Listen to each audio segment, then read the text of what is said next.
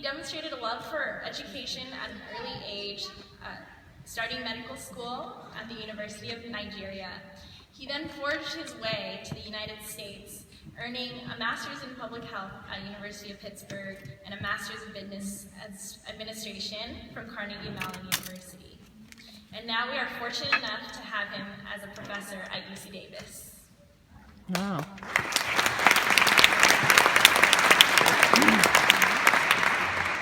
He's widely known for linking concussions in football players to chronic traumatic encephalopathy, a debilitating neurological condition.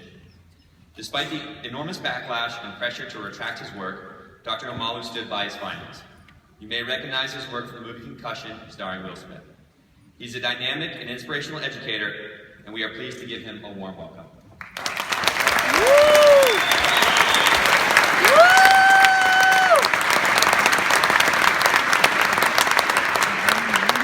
Thank you so much for having me. I go around the world to give talks, and usually I don't write my speeches. I speak from my heart. Even if I make a mistake, so be it. At least I'm being myself. You know, some friend of mine saw the movie Concussion, and he called me very agitated and upset on the phone. Said, Bennett, that movie was very sad. It was emotional. How come you released it on Christmas Day? And yet, that is what my life has been. In a way, my life has been very sad. My life has been difficult as the movie Concussion. And I'm proud of it. I'm not afraid to tell you that yet, I suffered a very severe and debilitating low self-esteem. I felt extremely unworthy, that I was no good. I suffered a severe depression in medical school. In fact, I dropped out of medical school for 2 months. But in the darkness and sadness of my life, I saw great light. In my darkness, I began to discover that, look, there could only be one BennetOmalu in the history of mankind, in all eternity. Woo! Just like each and every one of us here today. Your name may be Jennifer Hammers, your name may be Mike Smith, but think about it. There could only be one you in the history of mankind, through all eternity. So this is your life, your only life. This is your time, and this is your stage. That nobody could be better than you at being you. And there can never be a replica of you. There can only be one sort of you. If you don't mind, let me take this down. It's bouncing off my head. There can only be one sort of you. There can never be a replacement of BennetOmalu.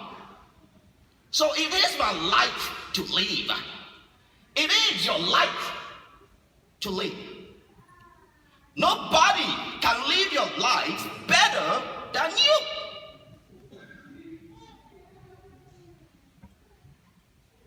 And in so being, you cannot let anybody define who you are, or tell you what you should be or what you cannot be.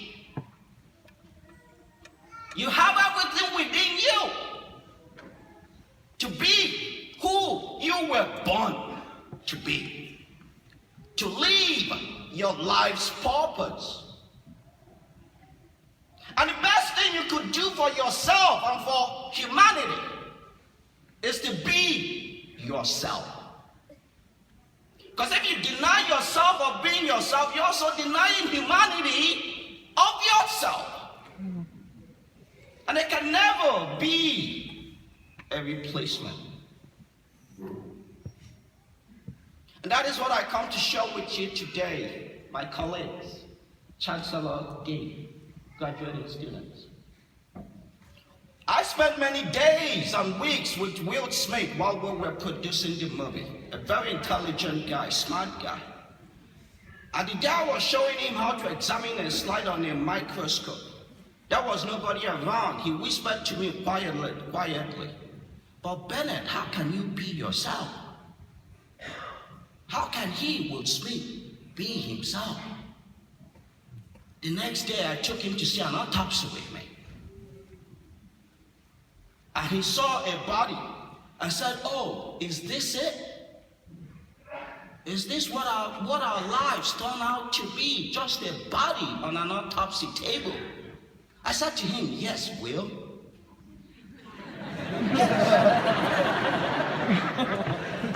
Because if you look at us, your body is of no consequence.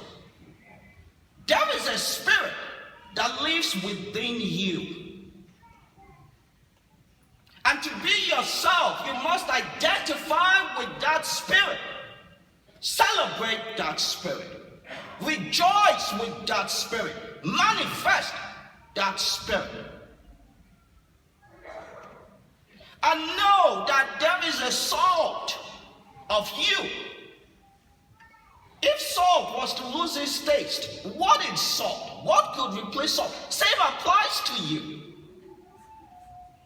You can't lose your salt. Because there can never be another salt of you. And in celebrating that spirit that lives within you, you realize who you are. Yes, of course, there will be questions. There will be questions you don't have answers to. There are things you wouldn't understand about yourself and about life. But guess what? That is what is faith.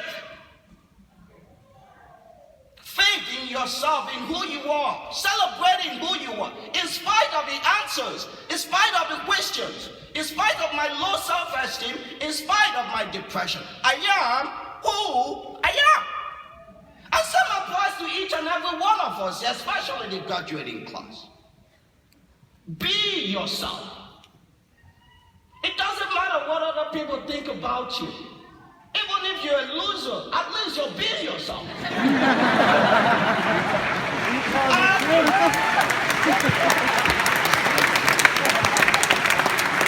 And in being yourself, you can only win.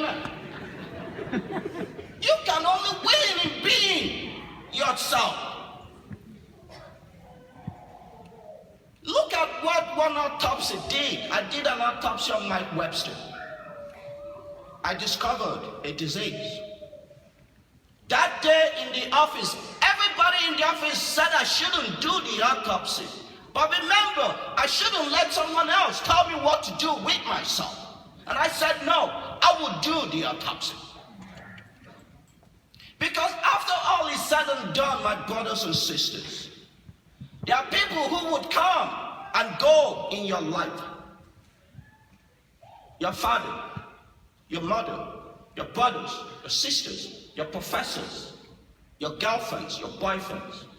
People would come and go in your life, but guess who would remain with you? You. We all are members of one another. Whatever affects one of us affects all of us, because we share one common humanity. We all are created and born in the same image, and we all share one common spirit. That spirit that lives in each and every one of us. And as one common humanity, in being who you are, in being yourself, you enhance that common humanity.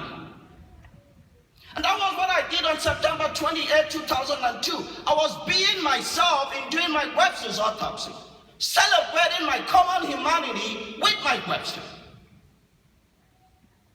Because I saw myself in Mike Webster. Mike Webster suffered depression. I suffered depression. And in your journey, see yourself in other people. Celebrate other people while celebrating yourself. And make it your focus to enhance the lives of other people. Because when you enhance the life of somebody, you enhance your own life and you enhance the lives of all of us. Who knew that one autopsy can change the world? Yes, it has changed the world. One common autopsy of some insignificant, no-name Nigerian doctor. But that no-name Nigerian doctor believed in himself. So you promise me, moving forward, you will believe in yourself. You will be yourself. In the last day of my medical school, we were asked to make comments on the yearbook. In my section, I was asked, what would you be when you leave medical school? I said 3 words: to be myself. It doesn't matter what you may think about me. It doesn't matter what you will place me. What matters is being myself. Because in being myself, I will always win. You will always be victorious. So you promise me, wherever you go, wherever you may find yourself, it is not about what people may think.